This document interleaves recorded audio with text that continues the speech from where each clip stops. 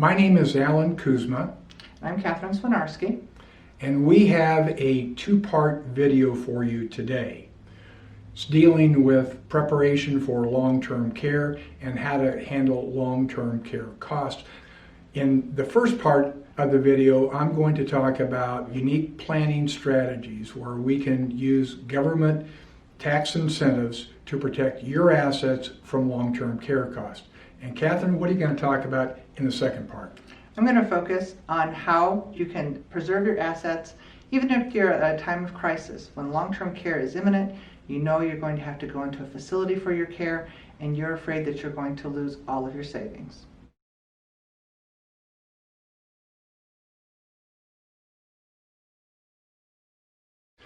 My name is Alan Kuzma. I graduated from Nebraska Wesleyan in Lincoln in 1973.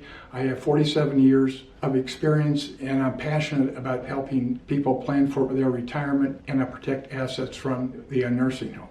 This video is going to be in two parts. Part number one is going to be designed for people that have time to plan.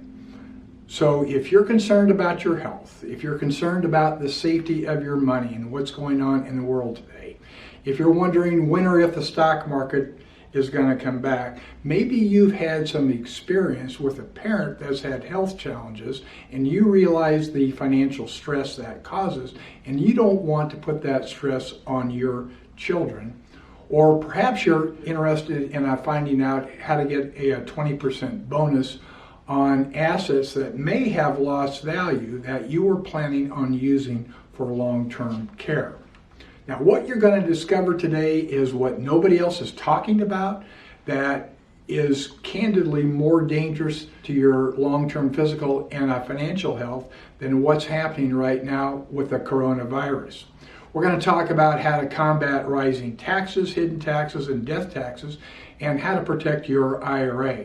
I'm also going to share with you secret tax incentives that the government created as far back as 2010, but most advisors are not talking about, and I'll tell you why in just a minute. And then I'm also going to share with you how you can get 1 hour of my time for free if you qualify to discuss and strategize your particular situation.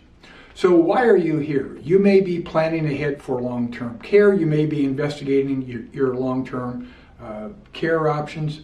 Here's a question that I ask in a live format.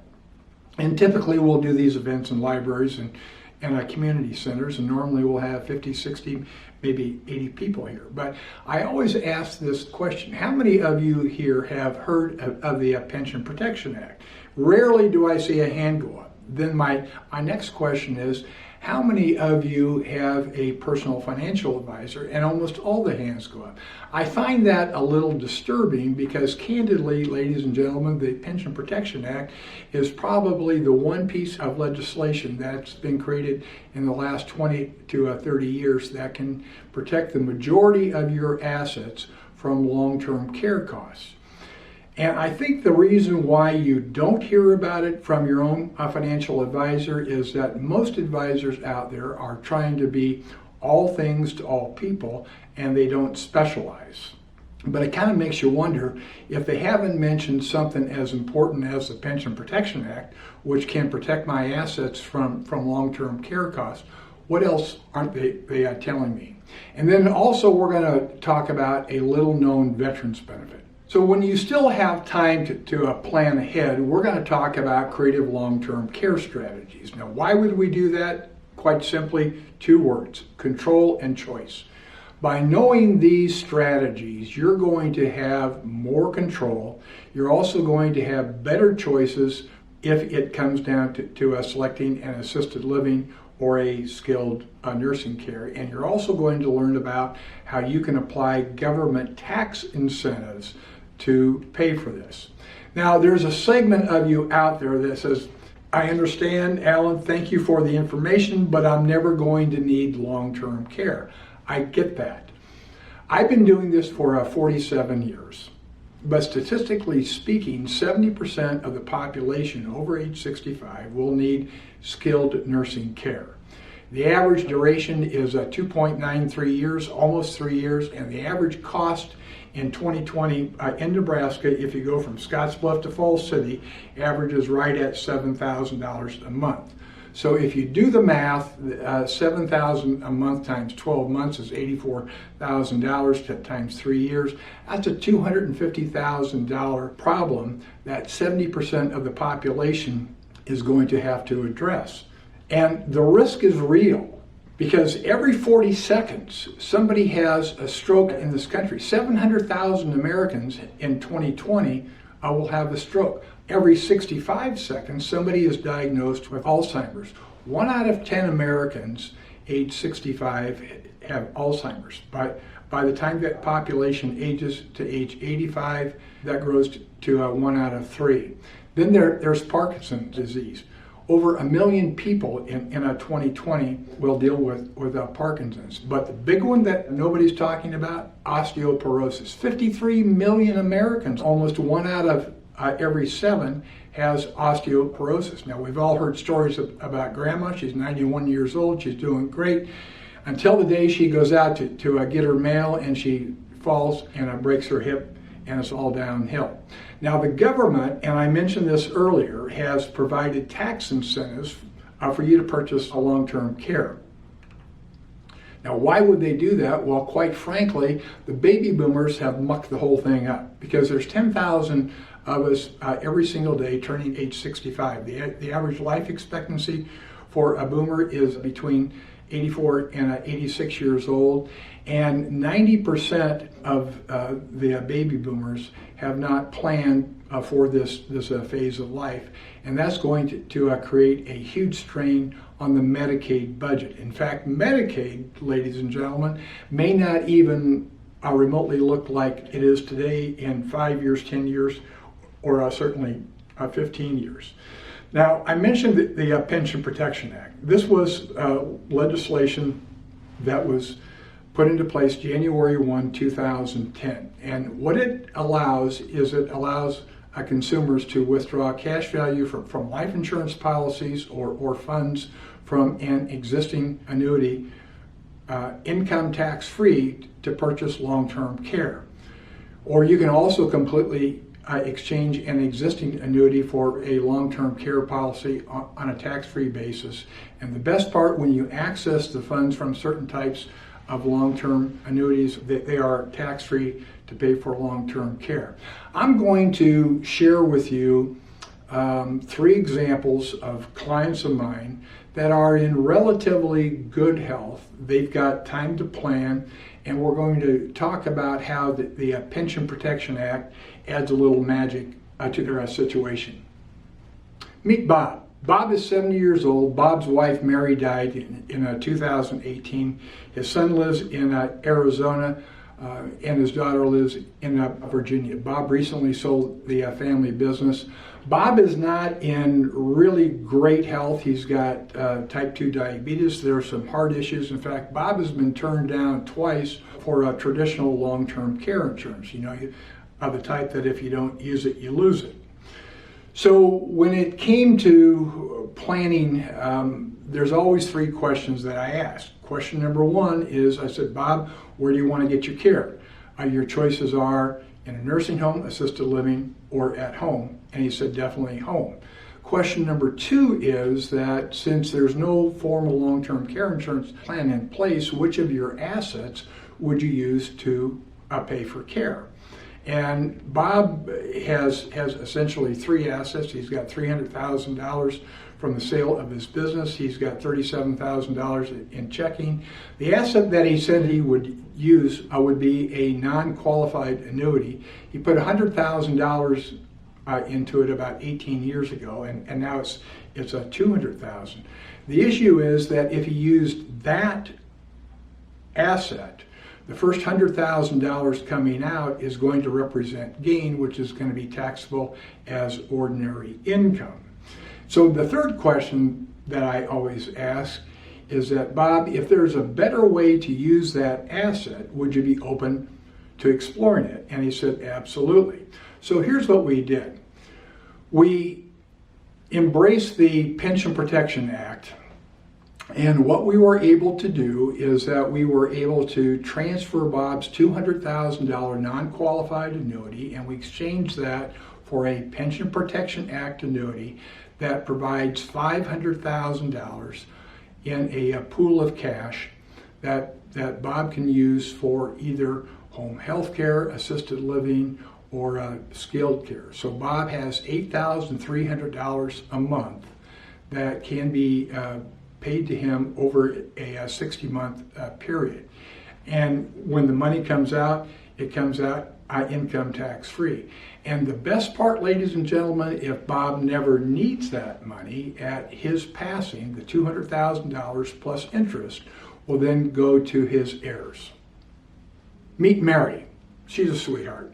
Mary's 63. Her family has a history of Alzheimer's, and Mary is extremely concerned about it. She came to me wanting to explore planning options.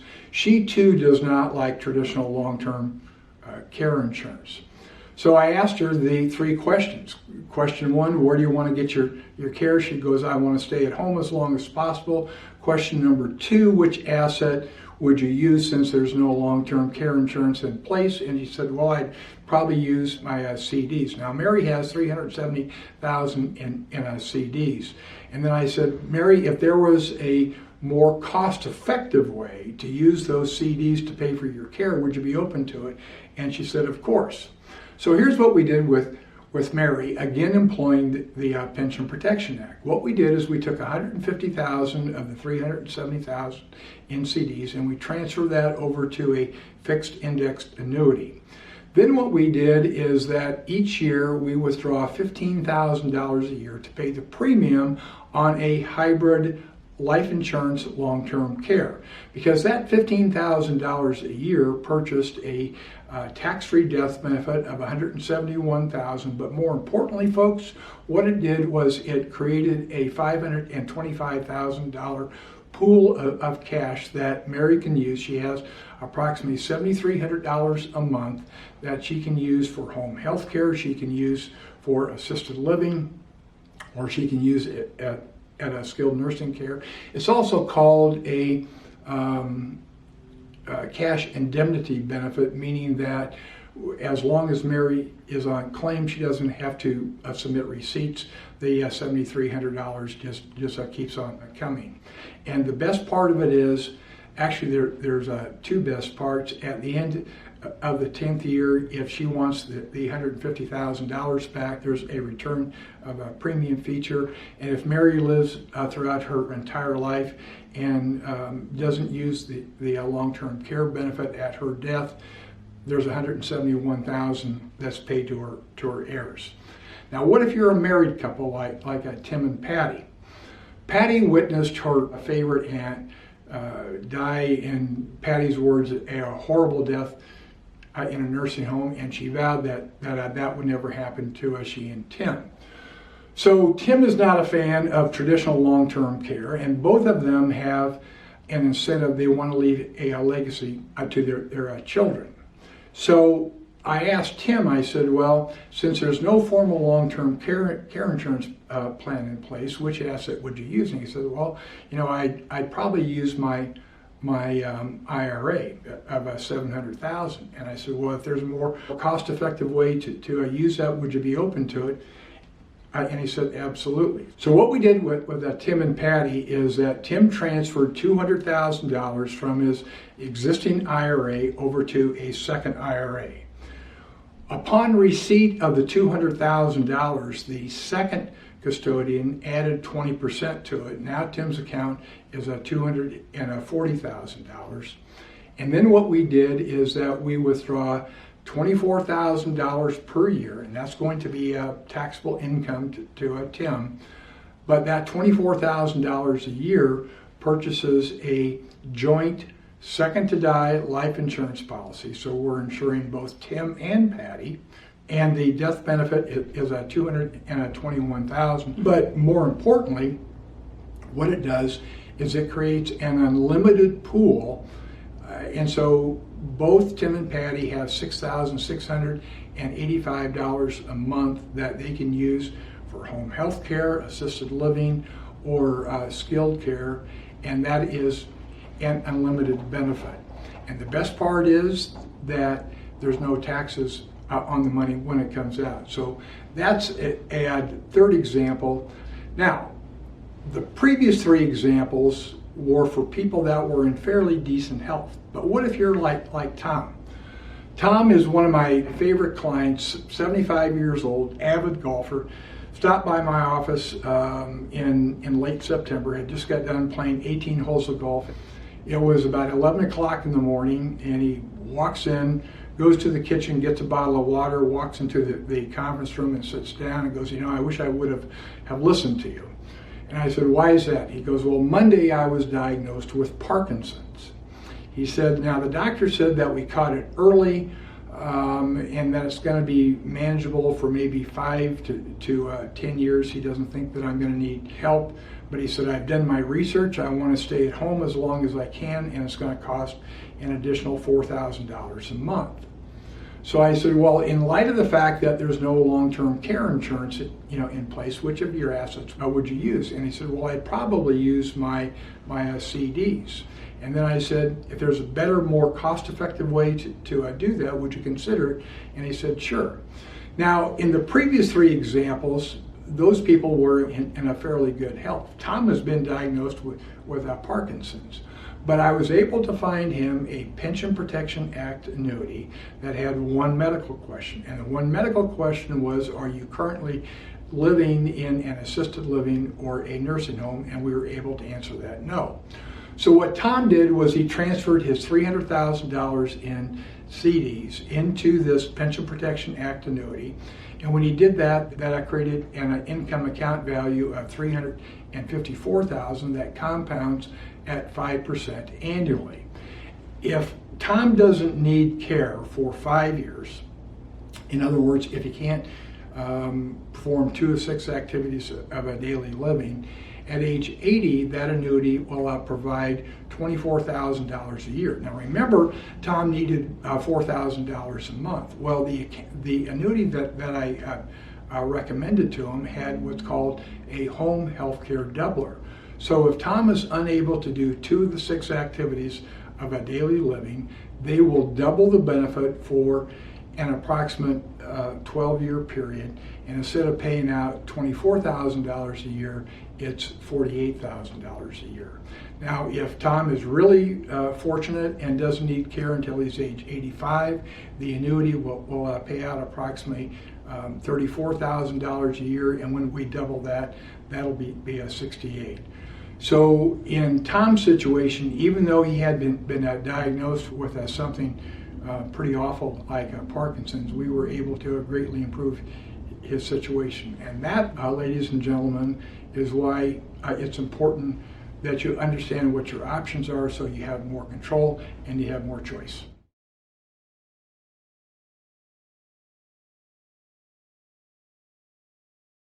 Hello, so I'm Catherine Swiniarski, and I'm here to talk to you about a different kind of planning than Alan used.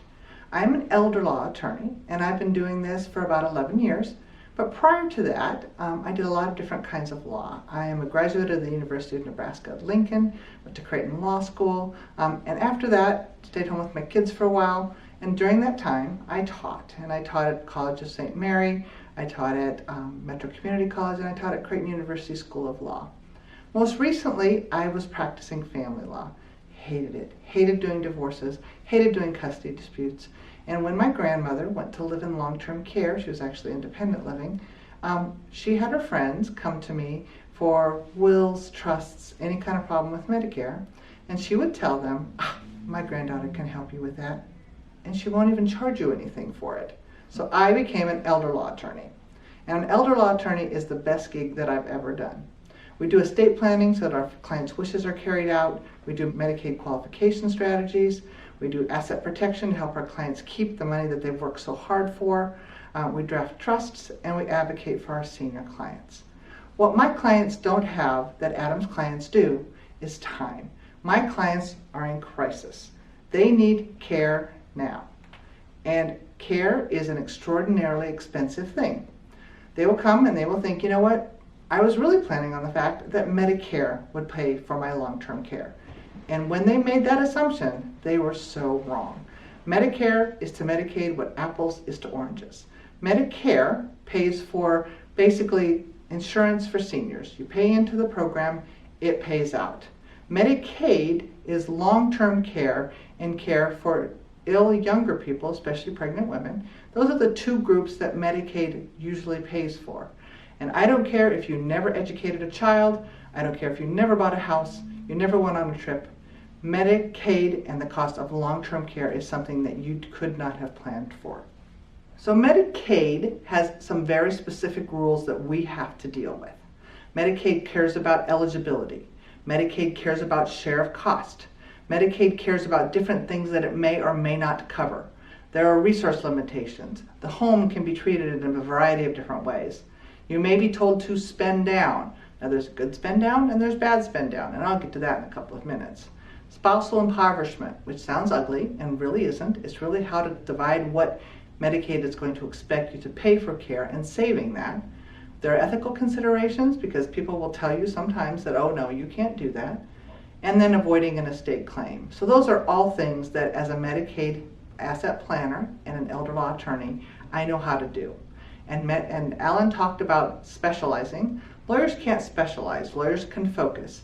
But my practice focus on the things that mean so much to older people, and that is mainly holding on to the money they worked so hard to get. Medicaid planning is something that we do all day, every day. And there are a lot of different scenarios depending on what kind of situation you can be in. We are looking to preserve a family's limited assets. Now nobody's telling you here that we're going to be putting Krugerrands in a Rubbermaid and burying it in the backyard. We are transparent with Medicaid. We tell them what we are going to do because I've been an attorney for 33 years and I have no interest in losing my license. So we do only things that are ethical, reasonable, and statutory. The application to do this is extraordinarily time consuming and not something that the average person can do very well. And working with an experienced Medicaid planner is something that can make sure that you get Medicaid to pay for your care at the earliest opportunity. So this is the desk reference that a Medicaid planner will pull up to talk about what the Medicaid limits look like. And sometimes it just looks incomprehensible, and that's what you hire an attorney to do. The facility has an attorney, DHHS, Department of Health and Human Services have an attorney, and you need representation on your side to make sure that you save as many assets as you possibly can and get the care that you so desperately need. When someone goes into care in Nebraska and looks for Medicaid to help them pay for that kind of care, they are allowed to keep $4,000 in their own name. Now that's not $4,000 a month, that's not $4,000 a year, that's $4,000 for the rest of your life. And that's to cover all of your sundries, everything that you need that Medicaid does not provide. And that's not very much money. When you go on Medicaid, all of your income, the person that is ill, all of their income goes to the facility as their share of cost. They are allowed to keep $60 out of that, plus they can keep the $144 that it takes to keep their Medicare supplement in place. So I've said two things, right? Medicaid, that pays for long-term care, and Medicare, that is actually insurance for seniors. So Medicaid wants you to keep that in place. The minimum that a community spouse keeps is $25,728, and the maximum that can be kept is $128,640. There are some other things in there as well, but we kind of work within those ranges. And so we deal with those numbers and use them as a starting point for our planning. So, assets and income. Medicaid treats assets and income very, very differently. Assets are things that you can keep or not keep according to Medicaid. Medicaid looks at everything you own, and everything you own as a couple as possibly something that can be liquidated to be used to pay for care. Income is the money that you get that cannot be diverted away from you in any way. And typically that's your income, your pension, not annuity income, not your RMDs from your IRA. It's the money that comes to you every single month and that we can't do anything else with. And that will become your share of cost when you go into care. There are some other deductions that come away from that, but that is the basis of the share of cost. If you're a married couple and the ill person spending all of their income on care leaves their loved one with less than $2,114, then a shift will happen. But that happens at the Medicaid level, and that happens after the application has been turned in. What you need at that point is someone to advocate for you so that some things like a shelter standard, which means you live in independent living or some other situation where you need more money, or you need extra utility money because you live in a leaky old farmhouse. Those kinds of things are things that a Medicaid planner will advocate for you and could potentially have be added back into your income to make it easier for the spouse that's still in the home. So Alan talked a lot about his couples. I have a couple too, and my couple is Joe and Marge. Marge is spending about $7,000 a month on nursing home care. So she's living in a mid-range kind of facility, getting pretty minimal kind of care, but it is long-term care. It is the highest level of care. Joe was told when he went to apply for Medicaid, because the facility said, just file the papers, that he had to spend his assets down to $4,000 before Medicaid would pay for Marge's care. Now there's some very basic issues with that. First of all, he gets to keep some things as a matter of course, and I will show you that on his next slide. And there are legal and ethical ways that he doesn't have to spend all of that money on care. So this is my scenario, and I deal with very round numbers because I am not a numbers kind of person. But when someone goes into care and they are part of a married couple, they are allowed to keep their house with equity up to about $585,000. Now, in Omaha, Lincoln, Nebraska, that's a pretty fancy house. But if you live on the east or west coast, it's a 2-bedroom rancher. And if you started out in that, having Medicaid ask you to sell your home or use the equity in the home for pay for care seems pretty heartless, even for Medicaid. You can have a car of any value. Many times my ladies especially are driving a 1984 Toyota Corolla because they're saving that money for care costs, and we will send them out to buy something more reliable. 2 funerals, up to $8,000 a piece. Now that's not a fancy funeral. That's mostly collecting the body, for want of a better term, and getting it to the funeral home and then getting it interred. So that's a pretty simple funeral. 2 of those are exempt. And then about $25,728 in cash. So if a couple comes to me and this is what they have, then we will nudge them gently into doing a Medicaid application online. We may help them with that because it's still a technical process, but they qualify for Medicaid. So if these are the assets that my couple has, and they have a little more, so they were savers. They decided that they were going to put some money by and hold on to it, either for to leave to their children, to have something else for the spouse that still may have a dementia or Alzheimer's journey ahead of them. They have more money than $25,728. So there are strategies that can help this person in that category. If they have between $25,728 and $126.40, Medicaid in their infinite wisdom says you should spend half on care and keep half, all right? And if you have $128,640, which means you're rich, you should spend all of that on care. And I would say that there are other ways to deal with this that are reasonable and ethical, and that we can get those done with proper planning. So a harder scenario, one that doesn't make as much cognitive sense to my clients, is if I have a single person. And most people would assume that a single person doesn't get to keep much at all, and they would be correct, because they'd get to keep a funeral with value up to $8,000 and $4,000 in cash. Again, that's not $4,000 a month, that's not $4,000 a year, that's $4,000 forever. And if my person has more than that, they don't have a house to protect any assets with, right? Because the place where they're going to live puts a roof over their head. And they don't have a car because there's transportation at their facility. Medicaid says, basically, spend it down. Spend all of that money on care that you may have that is over that $4,000 limit. So there are actually things that you can do that make a lot of sense that can help preserve some of those assets.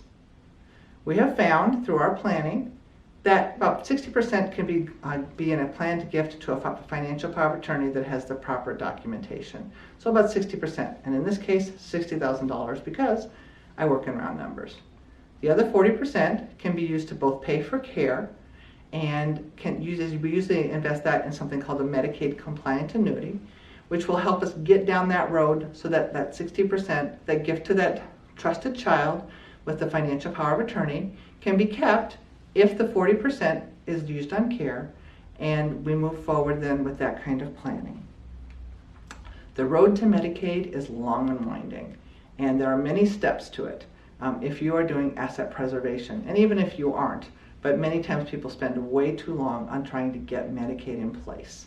Step one, we do an initial consultation, and you come in and you tell us what you're facing, and we can tell you your options from there. Step two, I need to get a lot of information about your finances. I'm an attorney, I have to keep that confidential, I won't be sharing it with anyone, but I need to know it so that I can protect it from being taken by the cost of long-term care. Step three, we have a review. We sit down and say, how are we going to get from A to B? How are we going to save your assets, and what techniques are we going to utilize? And there are even a variety of things that I wasn't able to touch on in this short kind of presentation, because there are ways of helping a disabled child. There may be things that can be done with the house, a caretaker child exemption. There are a lot of things that an experienced Medicaid planner may be able to present that can be helpful in your situation. Step four, we may have to liquidate necessary assets. We work with people like Alan to help us figure out what the right things are to use in our planning to minimize the tax consequences, to minimize issues with step up in basis, those kinds of things. Step five, lots of bank statements. You may have heard that Medicaid requires 60 months of bank statements. An experienced planner can help you minimize the number of bank statements that you have to turn in. Now, we're not talking about trying to keep information from Medicaid, but if you are dealing with an administrative agency, you need to be careful to submit to them only the documents that they need to get your application done. Because when we get down in the weeds with these applications, other problems that can occur that never needed to have happen. And then six, we submit the Medicaid application for you. We actually do it so that it's done correctly and timely and gets through in the least amount of time necessary. Because when you're talking about Medicaid, time is money, and not only is time money, but time is big money. So I'm going to go back over to Alan, and he's going to talk to us about another alternative to Medicaid, and that's the Veterans Administration planning. Thank you, Catherine, and we're going to talk about a little-known veterans benefit. And for you veterans, thank you very much for your service. But for veterans that qualify, the qualifications are you have to have at least 90 days of active duty service. At least one of those has to be during a wartime period, and you cannot have been dishonorably discharged. Now, the application for qualifying involves income, expenses, assets, and medical conditions. But if you do qualify, veterans and their spouses can qualify for up to $27,195. And the best part, ladies and gentlemen, it's income tax free. Spouses and the widows of veterans qualify too.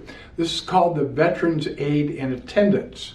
So if you are a veteran and spouse, that amounts to $2,266 monthly. If you're a single veteran, you can qualify for up to $1,911, and if you are a widow or a widower, you can qualify for $1,230 a month, and again, income tax free. Now, I mentioned that you needed to serve at least one day during a declared state of war, so that would be World War II, Korea, Vietnam, or the Gulf Iraq conflict.